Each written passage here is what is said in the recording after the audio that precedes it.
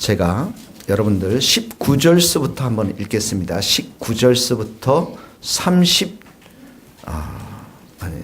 28절까지 함께 읽겠습니다. 19절 제가 한번 한 절 읽고 여러분들이 한 절 읽으실 때 다 같이 한 목소리로 교독하겠습니다. 그들을 그 행위대로 심판하여 각국에 흩으며 여러 나라에 해쳤더니 그들이 이른바 그 여러 나라에서 내 거룩한 이름이 그들로 말미암아 더러워졌나니 곧 사람들이 그들을 가리켜 이르기를 이들은 여호와의 백성이라도 여호와의 땅에서 떠난 자라 하였음이라. 그러나 이스라엘 족속이 들어간 그 여러 나라에서 더럽힌 내 거룩한 이름을 내가 아꼈노라.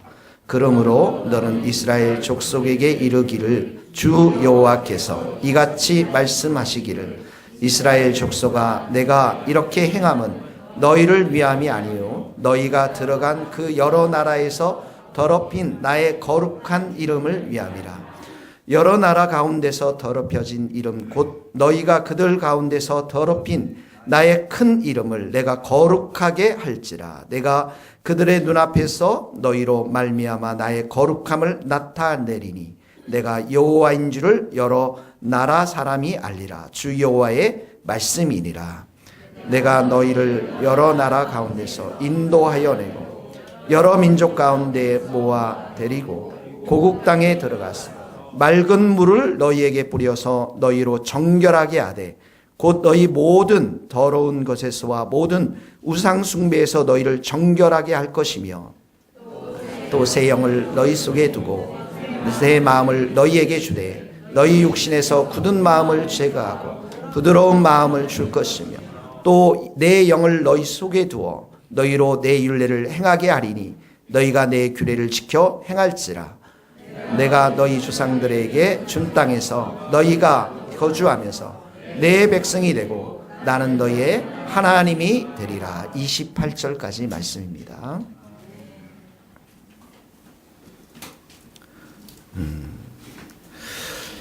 에스겔 이 말씀은 BC 586년에 예루살렘이 멸망이 되는데 그 전 10년 전에 에스겔을 향해서 하나님께서 그발 강가에서 환상을 보여주면서 앞으로 예루살렘이 어떻게 될 것인지에 대한 환상을 보여주면서 쓰여진 그런 말씀입니다. 하나님을 떠난 그 이스라엘 백성이 어떻게 심판을 받고 또 어떻게 바벨론 포로로 잡혀가서 70년간의 포로의 삶을 살다가 다시 예루살렘 땅으로 회복되어지고 구원되어지고 성전이 회복되어지는 것을 환상 가운데 보여준 것입니다. 그래서 이 에스겔은 1장에서 32장까지는 철저하게 하나님의 심판에 대해서 말씀하시고 33장서부터 48장까지는 이스라엘의 회복에 초점을 두어서 쓰여져 있습니다. 우리가 읽은 이 36장의 말씀은 그러니까 하나님께서 이스라엘 백성들을 회복시키는 그 회복에 초점이 맞추어져 있습니다. 이 구약의 예언의 말씀들은 1차적으로 이스라엘 백성들에게 해당되지만 바로 이 이스라엘 백성들을 해당되는 이 말씀이 신약인 우리들에게도 동일하게 적용되는 것으로서의 예언서의 역할들을 보여주고 있는 것이죠. 애굽의 땅에서 출애굽시킨 그 하나님, 홍해를 건너서 구원시킨 그 하나님은 정확히 신약에 와서 죄와 사망의 그 노예에서 우리를 출애굽시켜서 구원시켜서 주님의 십자가로 구원시켜서 세례를 받게 하는 그러한 모습으로 그려지고 있듯이 이 바벨론 포로 가운데 붙잡혀간 이스라엘 백성들이 예루살렘으로 회복되는 이 아름다운 모습은 죄와 사망의 포로에서 죽을 수밖에 없는 우리 성도들에게 예수님의 십자가의 사건을 통해서 구원시켜 주시는, 회복시켜 주시는 그런 아름다운 모습으로 우리 신약을 사는 성도들에게 말씀을 하고 있는 것입니다. 그래서 이 본문의 말씀을 우리가 오늘 정확하게 좀 알아야 구원받는 것이 무엇이고 성도란 누구인가를 정확하게 알 수가 있는 것입니다. 여러분, 여기에는 천국 가는 백성들이 있고 지옥 가는 사람도 있습니다. 교회를 다 다녔지만 어떤 사람은 천국을 가는 사람이 있고 어떤 사람은 지옥을 가는 사람이 있습니다. 얼마나 두려운 이야기입니까?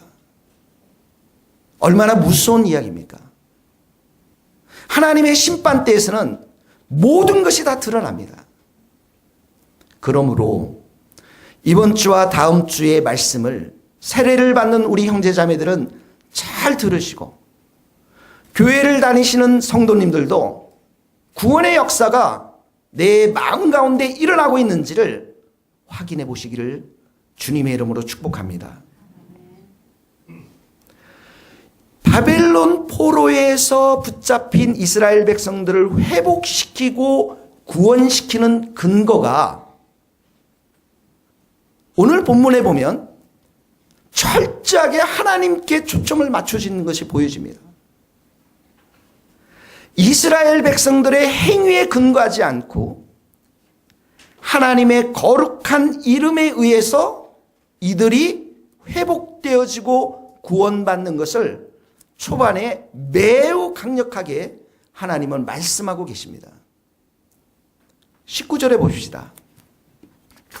19절에 보면 그들을 그 행위대로 심판하여 각국에 흩으며 여러 나라에 쳤더니 하나님의 심판이 임했습니다. 바벨론 포로로 붙잡혀 갔습니다. 그리고 나서 20절을 보세요. 같이 한번 20절 읽겠습니다. 시작. 그들이 이른바 그 여러 나라에서 내 거룩한 이름이 그들로 말미암아 더러워졌나니 곧 사람들이 그들을 가리켜 이르기를 이들은 여호와의 백성이라도 여호와의 땅에서 떠납니다. 20절을 보면은 그 여러 나라에서 내 거룩한 이름이 그들로 말미암아 이스라엘 백성들로 말미암아 더럽혀졌다 이렇게 나와 있습니다. 20절 여기 더럽혀졌다라는 것은 하나님과 이스라엘 백성들의 관계 속에서 그 관계가 끊어짐으로 인해서 우상을 숭배하고 죄를 범함으로 인해서 하나님의 거룩한 이름이 욕되게 되어졌다라는 것입니다. 한번 잘 생각해 보세요. 오늘 많은 사람들이 교회를 다니는데 사회 속에서 지금 이름이 나오고 있는 장로님들이 그 죄악 가운데 드러난 모든 상당수의 사람들이 장로님이고 교회의 성도들입니다. 똑같은 말씀입니다, 지금. 그들이 정말 진정한 성도입니까, 여러분? 21절을 보십시오. 그러나 같이 읽어봅시다. 시작. 그러나 이스라엘 족속이 들어간 그 여러 나라에서 더럽힌 내 거룩한 이름을 내가 아꼈노라. 여기 내가 거룩한 이름을 내가 아꼈다. 이 아꼈다라는 것은 통분히 여겼다 이런 말입니다. 범죄한 이스라엘 백성 때문에 하나님의 이름이 땅에 떨어지고 있는 하나님의 징계의 과정 속에서 일시적으로 일어날 수밖에 없는 이 하나님의 이름이 땅에 떨어진 이 사실로 인해서 하나님의 마음이 통분히 여겼다라는 것이에요. 그래서 하나님께서는 자신의 이름의 거룩함을 위해서 지금 구원의 계획, 회복의 계획들을 지금 말씀하고 있는 것입니다. 22절 한번 읽어봅시다. 그러므로 시작. 그러므로 너는 이스라엘 족속에게 이르기를 주 여호와께서 이같이 말씀하시기 이스라엘 족속아 내가 이렇게 행함은 너희를 위함이 아니요 너희가 들어간 그 여러 나라에서 더럽힌 나의 이름을 위함이다.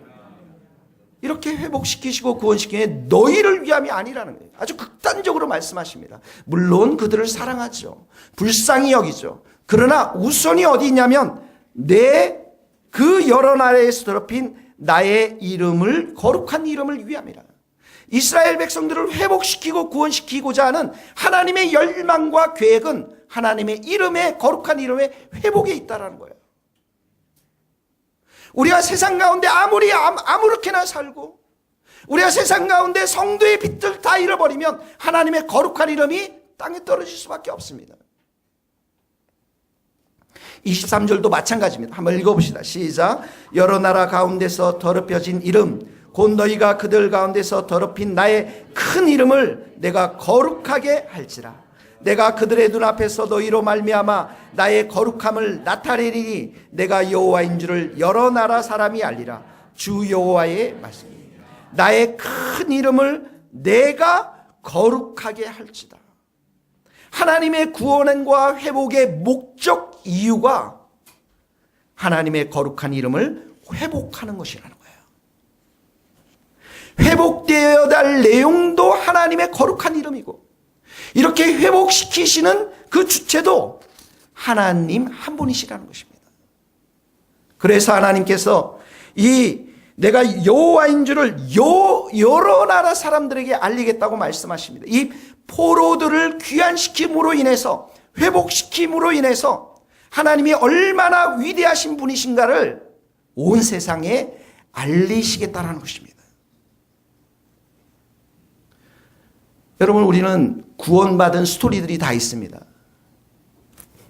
이 구원은 우리의 결심과 우리의 일이기 전에 하나님의 역사요, 하나님의 일인 것입니다. 죄송하지만 히트를 다 꺼주시고요. 죄송하지만 여러분 핸드폰이나 모든 거 다 넣으세요. 올해는 우리가 예배를 잘 드려야 됩니다.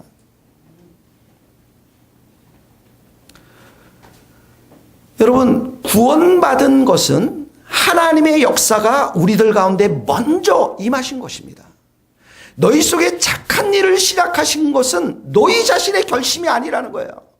너희 속에 착한 일을 시작하신 분은 하나님이시니, 너희 속에 착한 일을 시작하신 이가 그리스도 예수의 날까지 이루실 줄을 우리는 확신한다. 이렇게 바울이 말씀했습니다.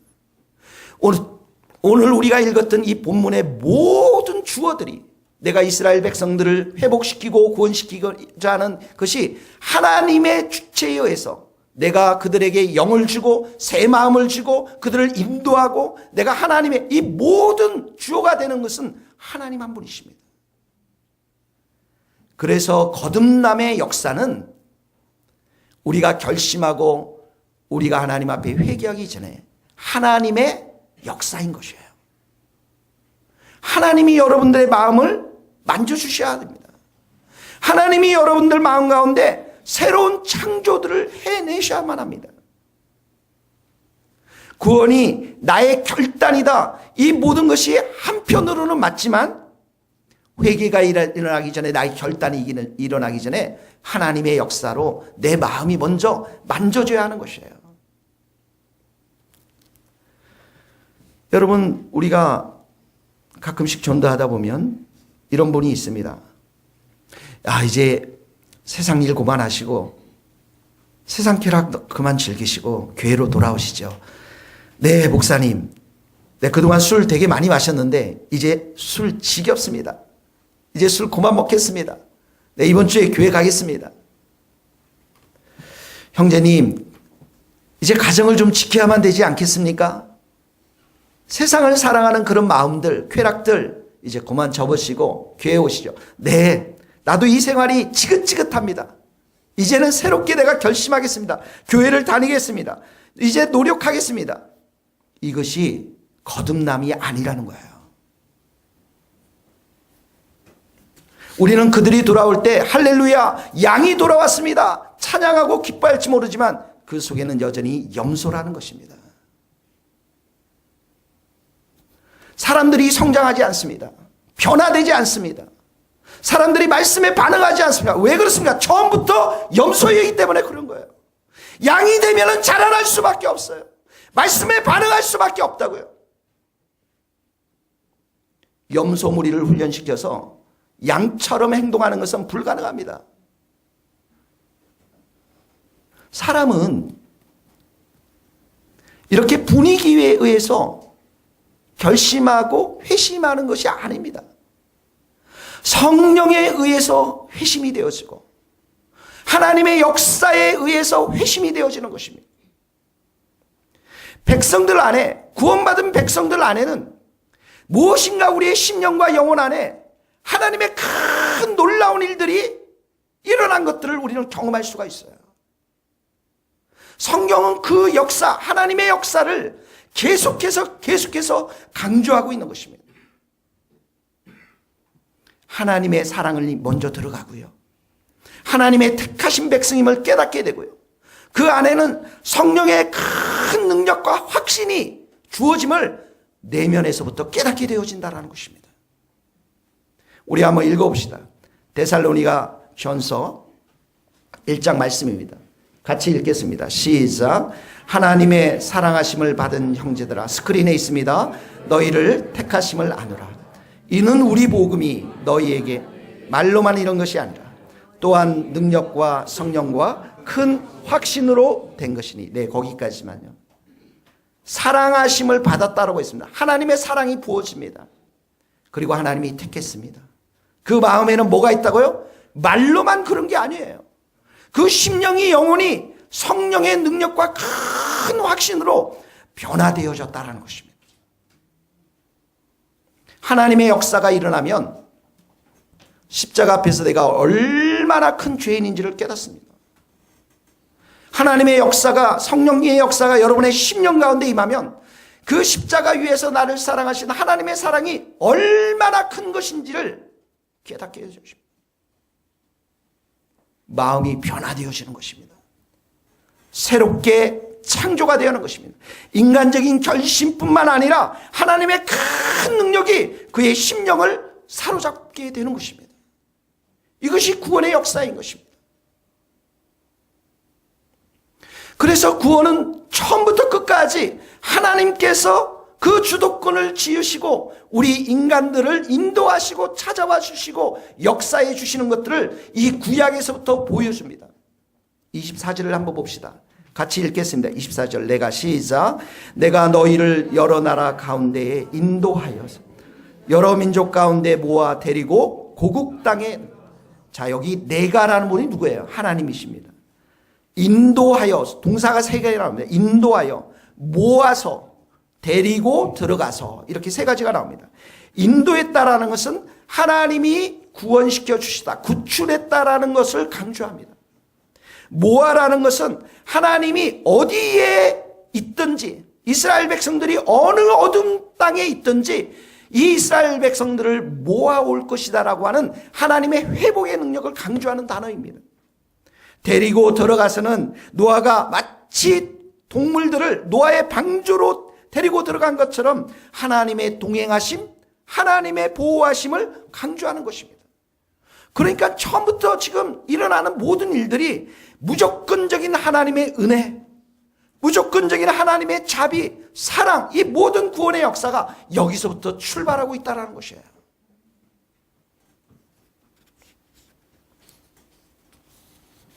여러분이 구원받은 것은 하나님의 은혜인 줄 믿습니다.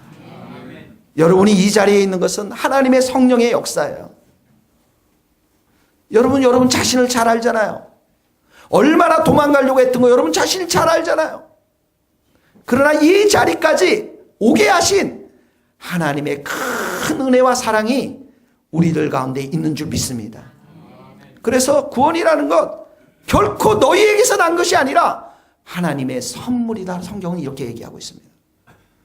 아무도 자랑하려 하지 못할 것이다. 하나님의 선물이기 때문에. 에베소서 2장 8절 같이 읽겠습니다. 시작.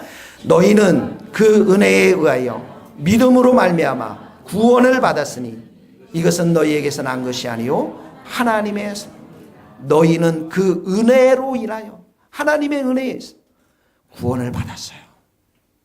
성령께서 여러분 마음 가운데 역사하니까 눈을 열어서 십자가를 보게 했고, 이 십자가 앞에 나는 아무것도 아니라는 사실들을 깨닫고 그 예수님을 나의 구주로 받아들인 것, 이 믿음, 이 믿음의 수단으로 말미암아서 우리가 예수님을 구원자로 영접하게 된 것입니다.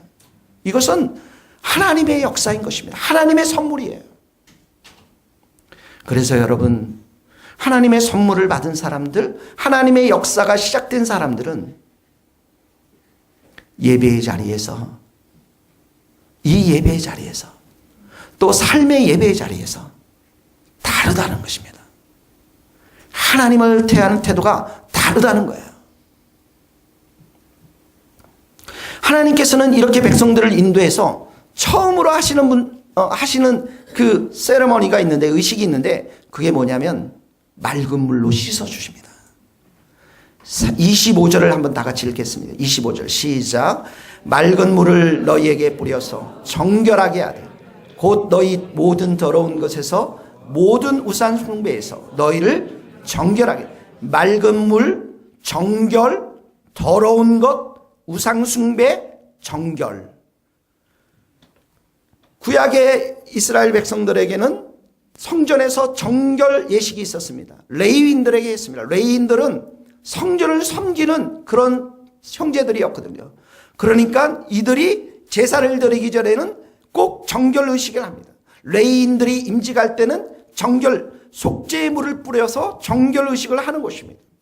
바벨론 포로로 잡혀갔습니다. 왜 잡혀갔어요? 죄와 우상 숭배로 해서 잡혀갔습니다. 다시 데리고 오실 때 하나님께서 해야 할 일은 무엇입니까? 이들을 향해서 깨끗하게 씻어주시는 거예요. 더러움으로부터 씻어주는 거예요. 우상 숭배로부터 씻어주지는. 그래서 새롭게 구원받은 백성들로, 새롭게 변화된 백성들로 의식시켜 주시는 것입니다.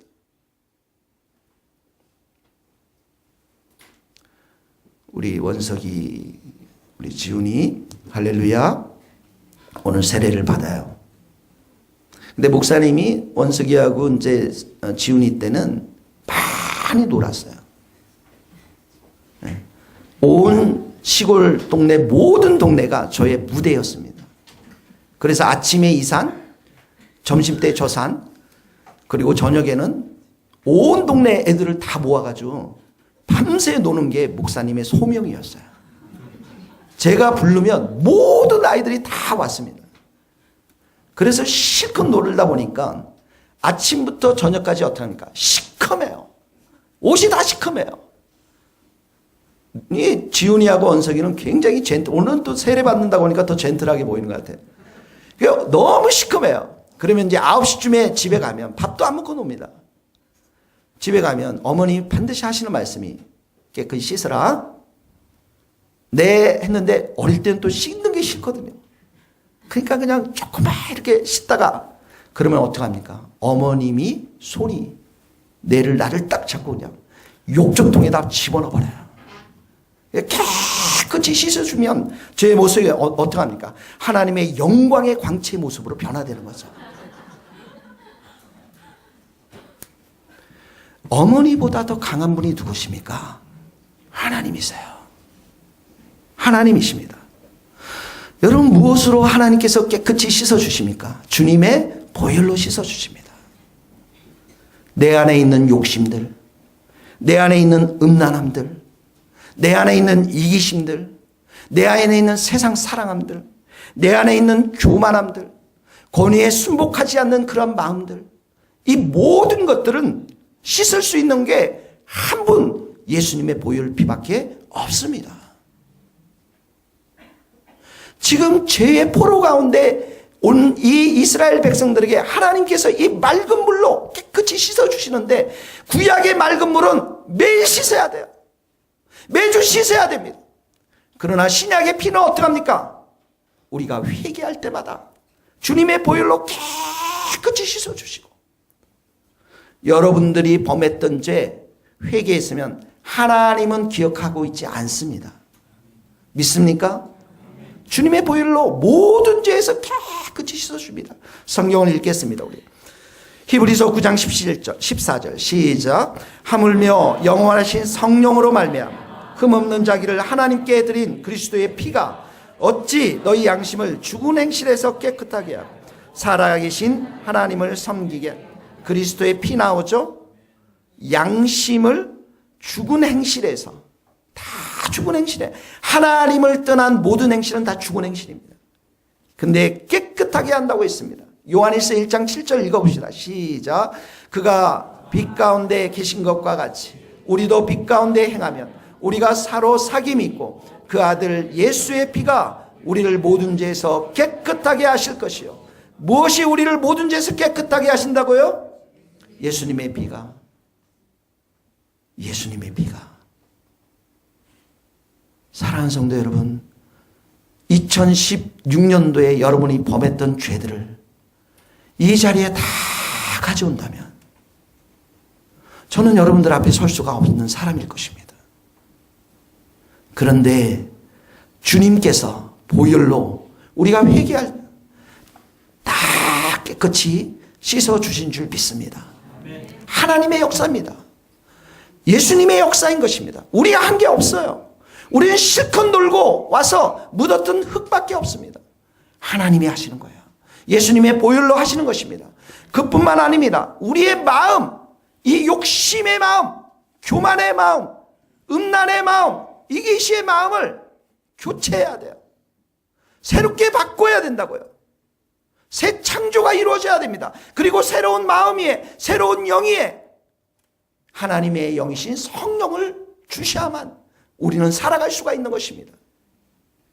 옛날 사람 가지고는 우리가 살아갈 수가 없어요. 거기 한번 읽어봅시다. 26절 또 영을 시작. 또 새 영을 너희 속에 두고 새 마음을 너희에게 주되 너희 육신에서 굳은 마음을 제거하고 부드러운 마음을 줄 것. 새 영을 준다고 그랬어요. 너희 속에 준다고 했어요. 새 마음을 준다고 했습니다. 과거 이스라엘 백성에게는 하나님이 원하시는 삶을 살아갈 수가 없었어요.